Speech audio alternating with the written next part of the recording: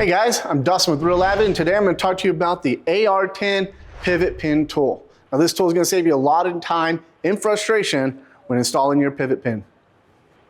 First thing we're going to do is we're going to remove our detent plunger. We're actually going to take the pivot pin tool itself and we're going to slide it in, line up the holes. We're going to take our detent spring, slide that in first, followed by our detent. And then we're going to use our detent plunger and push the spring and detent all the way in until it comes to a complete stop.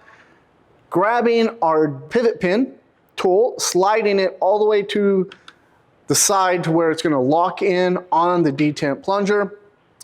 From there, we have now locked the spring and detent into the plunger housing, and we can spin this to separate the detent from the groove that was actually inside the pivot pin tool.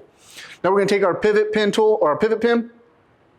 We're going to take the notch pointing towards the lower receiver or towards the trigger, and we're actually just going to push it up against the pivot pin tool until we feel a lock. Push it through, and now we have secured the detent and plunger into the pivot pin, and we're good to go. All right guys, as you can see in 4 easy steps, you too could have your pivot pin installed.